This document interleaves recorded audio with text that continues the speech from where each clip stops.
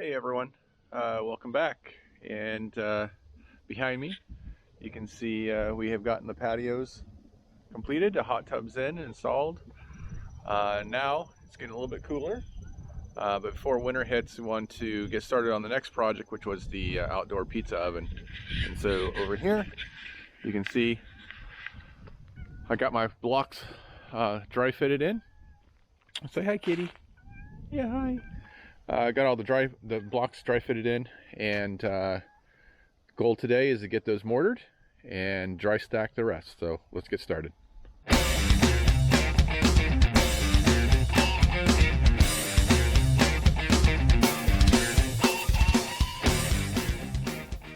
All right, so how I'm going to go about this stand. And so I poured this slab a couple months ago before the patio went in, and it's roughly 68 by I want to say 80, in that ballpark. So it's large enough to hold 4 blocks across the back and 4.5. Could have gone 5 probably even on the sides. And so based on the design I'm going to go with, I do need 4 on the back, 4.5 on the sides. I'm not going to go single block in the front. So the pad isn't exactly perfect.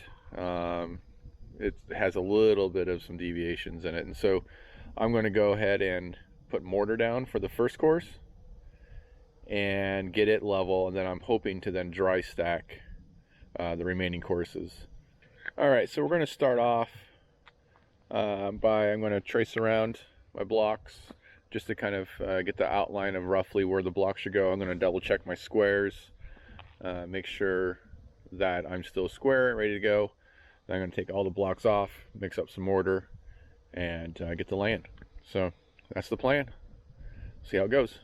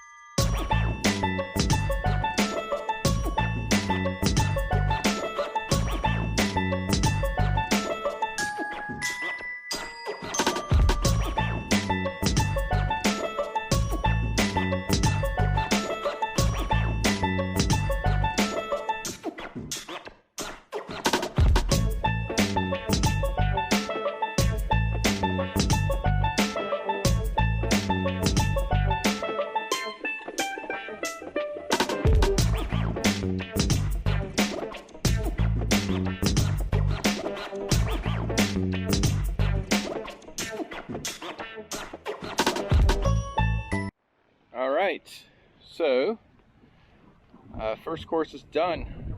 Not quite sure how long that took. What was that, about an hour, 2 hours maybe? Something like that.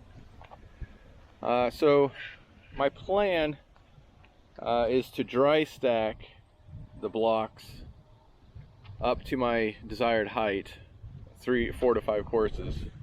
It's to dry stack them and then rebar every other core and fill the vertical cores with cement, with concrete. So for a pizza oven, that's fine. So that's actually one of the recommended ways to do it, is to dry stack it. So I hope these blocks are uniform. Otherwise, dry stacking won't work so well, and I'll have to mortar each row, which I don't want to do, to take the time to do that. So anyway, this went pretty well. Pretty sure my mortar was a little too dry. at the beginning it was okay, it seemed like, but I mixed probably too much, and so by the time I got to the end it was getting a little dry, still adhering well and everything, but definitely not easy to work with. So I probably should have made, or next time if I have to do this again, probably mix a half bag at a time, or a little less depending. But otherwise went well. I measured, I ended up being a little bit out of square when I finished here. I was about an eighth inch or so short on this side. It needed to be lengthened. So I went around and inspected, and what I found, and can't believe I didn't catch this when I was doing it, but this block here was actually protruding.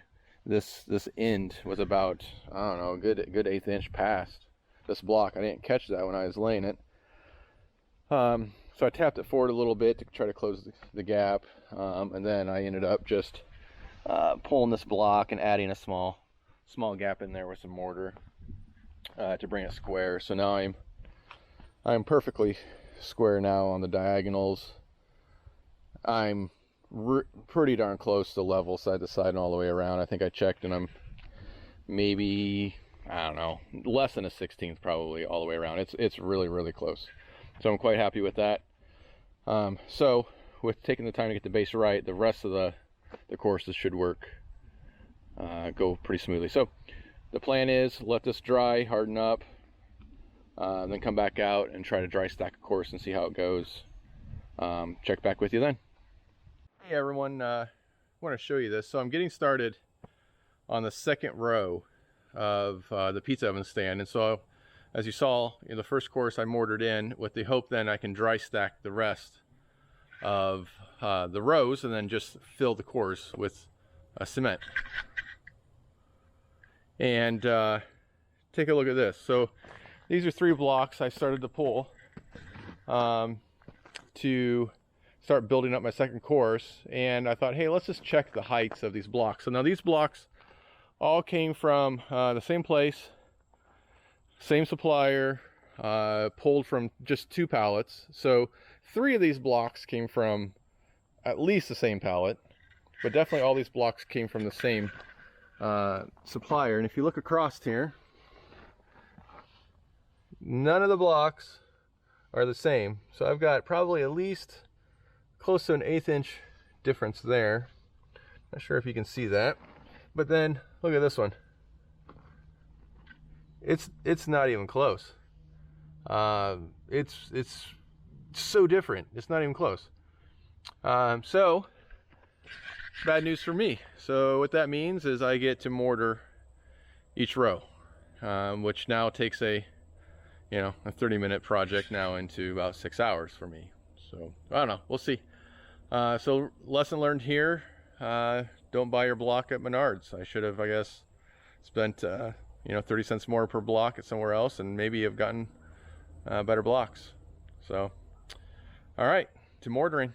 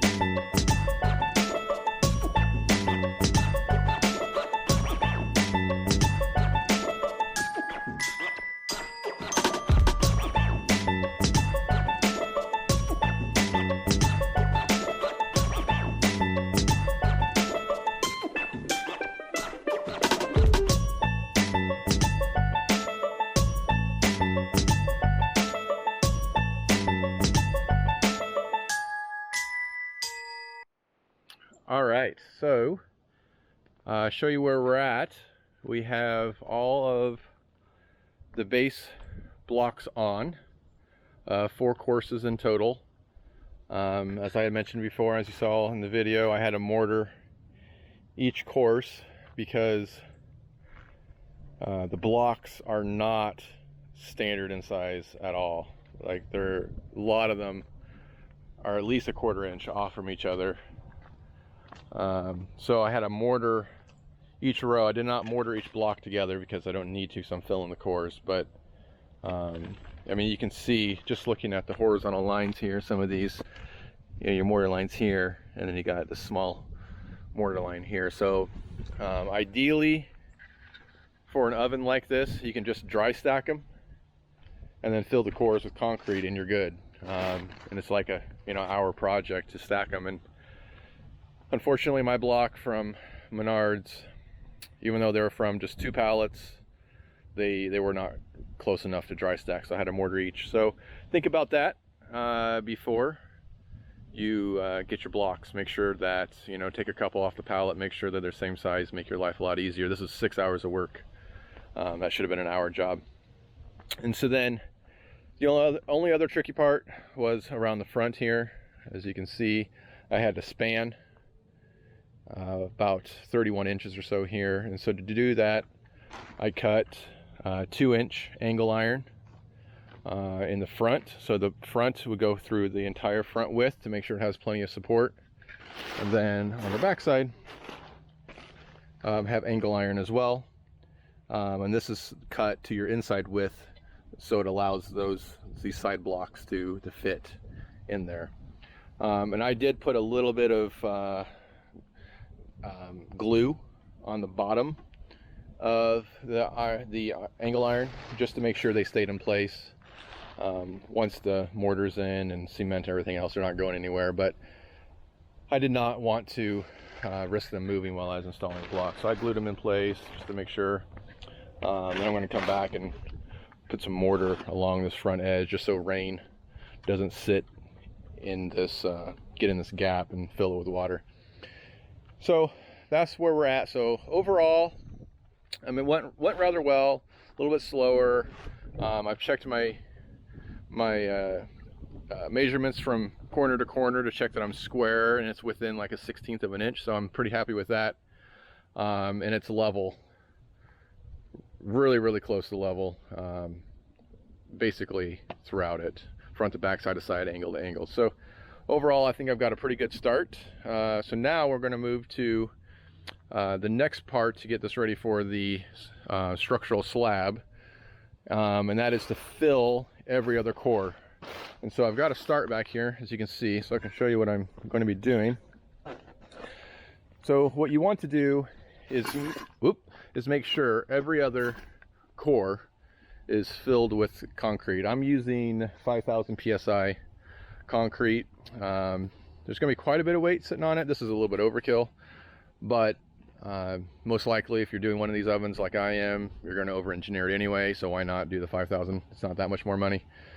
So what I have here, we got started, is a piece of rebar longer than your wall.